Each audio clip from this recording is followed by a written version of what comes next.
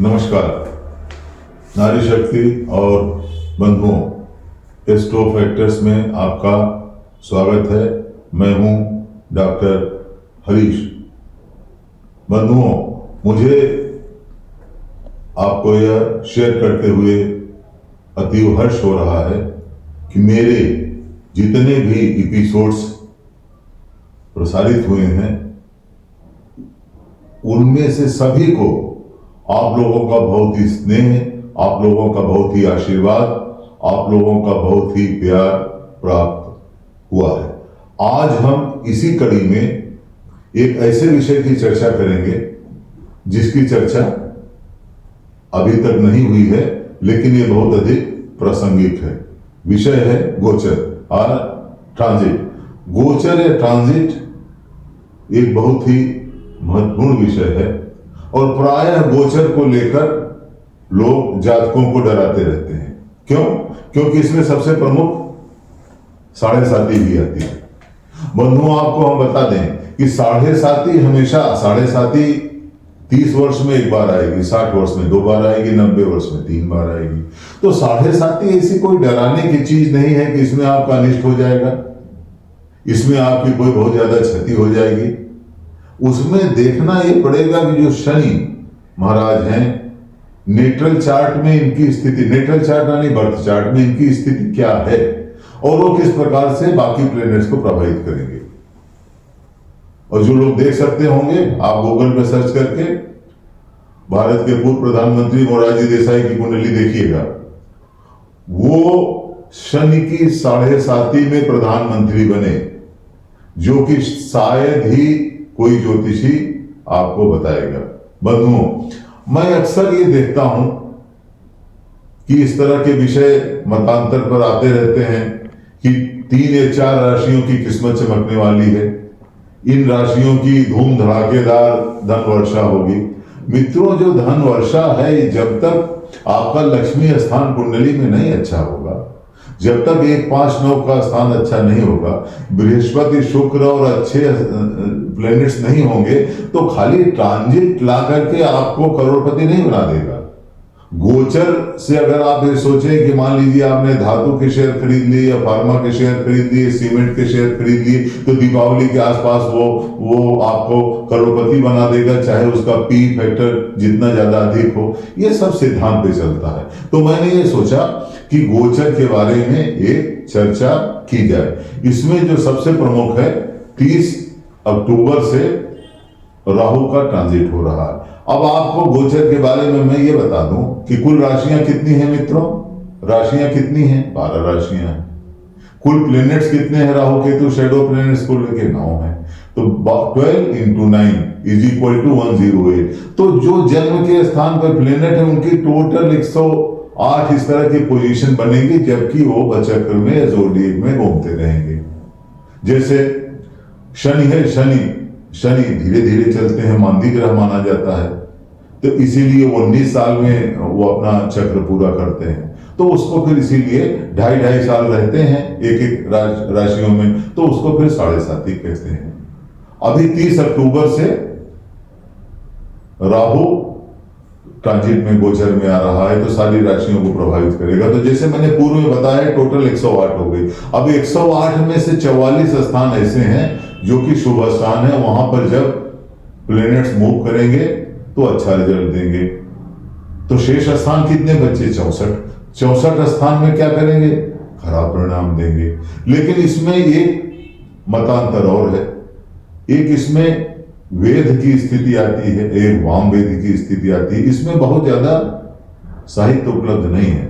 मंत्रेश्वर महाराज फल दीपिका में कुछ दूसरा मत व्यक्त करते हैं, पराशर सिस्टम में कुछ और लिखा है। लेकिन वेद का मतलब यह है कि जब प्लैनेट्स का मूवमेंट होता है तो कुछ राशियां ऐसी होती हैं जहां पर कि वो प्लैनेट्स अच्छे रिजल्ट नहीं देते, और कभी कभी उसमें किसी प्रकार का व्यतिक्रम भी पाया जाता है। जैसे शनिश्चर महाराज सूर्य महाराज के पुत्र हैं, दोनों लोगों में बनती नहीं है, लेकिन शनि का वेद उनके पिता सूर्य नहीं करते हैं। तो जो आपके लाभदायी प्लैनेट 44 बचे, उसमें से भी काफी प्लैनेट आपके वेद में समाप्त हो जाते हैं। लेकिन फिर भी कभी भी गोचर से या ट्रांजिट से घबराना नहीं चाहिए। देखिए, गोचर या ट्रांजिट जो अल्टीमेट रिजल्ट है, यानी कि आपका सिविल सर्विस में सिलेक्शन होना है तो सिलेक्शन हो जाएगा। हो सकता है कि 2024 में जब रिजल्ट निकलना हो तो उस समय का ट्रांजिट अच्छा ना हो तो आपको सिलेक्शन नहीं करा पाएगा। लेकिन वो that is a celestial delivery person. नक्षत्रों द्वारा आपके कार्य सिद्धि काल में किस प्रकार की कार्य सिद्धि हो, ये आपको गोचर दिखलाता है। मैं विशेष तौर से यही कहना चाहता हूं कि अगर कोई ये बताए कि तीन राशियों की किस्मत चमकने वाली है, इनकी लॉटरी खुलने वाली है, तो आप अपनी कुंडली को जरूर एनालाइज करें।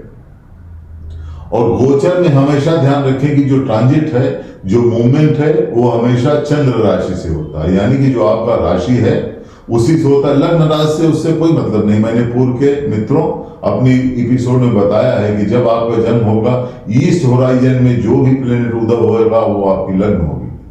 लेकिन जो चंद्रमा का जिस नक्षत्र में आपका जन्म होगा वो आपकी चंद्र राशि होगी।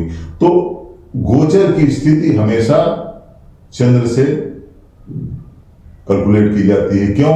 ये कहा गया है कि चंद्र प्रधानम खल गोचरेशु, यानी कि चंद्र बलम प्रधानम खल गोचरेशु, चंद्रमा का बल गोचर में सबसे महत्वपूर्ण होता है। अब आपको इसको हम जो राहु का गोचर है इसको हम आपको एक कुंडली के माध्यम से समझाते हैं। अभी देखिए, जैसे भारत की कुंडली है, 15 अगस्त 1947 को ये स्वतंत्र भारत अस्तित्व में आया। बहुत अच्छी कुंडली नहीं है ये, बहुत अच्छी, ऐसा नहीं कि सर्वश्रेष्ठ कुंडली हो जिसमें राहु है केंद्र में, लग्न में, और ये वृष राशि की कुंडली। लेकिन पहले मैंने एपिसोड में बता रखा है कि इतना समय उपलब्ध नहीं था, तो डॉक्टर राजेंद्र प्रसाद और नेहरू जी और सब लोगों ने ये कहा कि नहीं भाई, ये जो समय है यही समय सबसे अच्छा हो रहा है। अब आप ये देखिए कि इसमें चंद्रमा कहाँ है? चंद्रमा ये तीसरे स्थान में है, अपने ही घर में है, तो अच्छा रिजल्ट देगा। अब मान लीजिए कि हमने 30-10-23 की कुंडली हमने बनाई है, तो ट्रांजिट के लिए सबसे जरूरी क्या है कि जिस दिन की स्थिति आपको देखनी हो उस दिन की कुंडली बनाइए आप, और उस दिन की कुंडली बनाइए और उसमें देखिए कि जो ग्रह प्रभावी हैं वो कहां पर जा रहे हैं। चंद्रमा है तो कहां जाएगा, किस प्रकार का रिजल्ट देगा, किसका ट्रांजिट देखना चाहिए। तो आपको कोई इस प्रकार से नहीं बता सकता है कि साल भर में 3-4 ट्रांजिट होंगे कि साहब ये मान लीजिए कि हिंदुस्तान में 120 करोड़ रहते हैं लोग और उसमें से राहु का ट्रांजिट हो रहा है, तो ऐसा नहीं कि उसमें कम से कम 7-8 करोड़ उनका बहुत अच्छी स्थिति हो जाएगी। उसमें कुंडली का विश्लेषण नितांत आवश्यक, उसमें उनकी ग्रह दशा देखनी पड़ेगी, उनकी योगिनी दशा देखनी पड़ेगी, उनकी चर दशा देखनी पड़ेगी, तब जाकर के आप किसी निष्कर्ष पर पहुंच सकते हैं। तो जैसे इसमें आप देखिए, अब 30 तारीख को क्या स्थिति है? 30 तारीख को चंद्रमा तुला राशि में केंद्र में आ गया है, लग्न में आ गया है। अब जो राहु है, राहु ट्रांजिट में वही रिजल्ट देता है जो कि सूर्य रिजल्ट देता है, यानी कि सूर्य 4 स्थानों पर बेनिफिक होता है, यानी कि अच्छे रिजल्ट है। 3, 6, 10, 11 चंद्रमा जन्म राशि के चंद्रमा से तीसरे स्थान, 6वें स्थान, 10वें स्थान और 11वें स्थान में जब भी राहु का ट्रांजिट होगा तो ये अच्छे रिजल्ट देगा। अब ये राहु का संक्रमण 30 अक्टूबर 2023 से लेकर अगले साल, यानी कि चैत्र प्रतिपदा अगले साल की होगी, तो उस समय तक राहु ट्रांजिट करेगा। तो उसके इस प्रकार से रिजल्ट आएंगे, यानी कि जो तीसरा है, तीसरा, 6वां, 10वां और अगर आप ये भारत की कुंडली देखें तो भारत की कुंडली में मान लीजिए हम एक तर्क के दृष्टिकोण से देखते हैं। अब भारत की कुंडली में देखिए, ये बर्थ की कुंडली हुई, चंद्रमा कहाँ है? 4थे स्थान पे, तो 4थे से तीसरा यानी कि ये हुआ, तो यहाँ पर 5वां स्थान हुआ और यहाँ पे आप निर्णय देख रहे हैं 6वां। तो पहला, दूसरा, तीसरा, 3, 4, 5, 6 यानी कि 6, 9। तो इस तरह से आप आगे अनुमान लगा सकते हैं उन स्थानों पर नेटल मून, यानी कि जन्म के चंद्रमा से उस स्थानों पर जब राहु का संक्रमण होगा तो आपको अच्छे रिजल्ट देगा। इसी सीधे गणित यही है और इसमें किसी प्रकार की कोई विसंगति नहीं है। अब यही स्थिति मैं आपको साढ़े साथी के बारे में बता रहा हूं। साढ़े साथी का मतलब क्या है कि जब भी शनि का ट्रांजिट यानी शनि का गोचर चंद्रमा से जब आगे निकलेगा तो चंद्रमा की एक स्थान आगे और एक स्थान पीछे का फल देगा। जैसे जैसे चंद्रमा यहाँ पे है तो मान लीजिए किसी व्यक्ति का एक कुंडली होती तो चंद्रमा जब इधर ये चंद्रमा हो गया, चंद्रमा के इस तरफ यानी लेफ्ट साइड में यहाँ पे आप देखिए तीसरा स्थान क्या है, जेमिनाई का है। अब तीसरे स्थान में जब शनि इंटर करेगा तो कितने दिन रहेगा, 2.5 साल रहेगा। यहाँ पर कितने दिन आएगा तो ये भी 2.5 साल रहेगा और उसके बाद यहां से जब आएगा तो ये भी 2.5 साल रहेगा।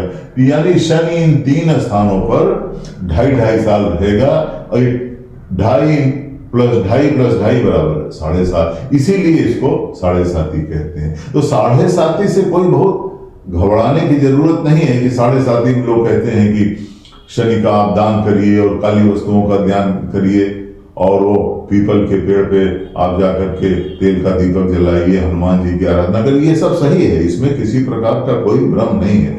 लेकिन आप ये देखिए कि आपको फल क्या लेने हैं।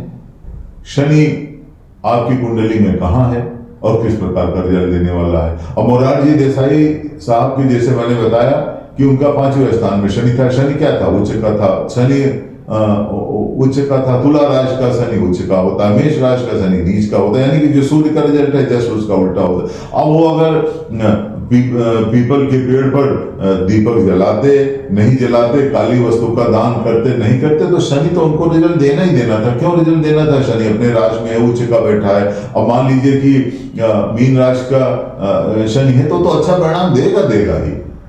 तो मेरा आप लोगों से विनती है, करबद्ध प्रार्थना है कि खाली गोचर के बल पर कि 3 राशियों की धूम धड़ाकेदार वापसी होनी है, धन की वर्षा होनी है, चारों तरफ से लक्ष्मी विराजमान रहेगी।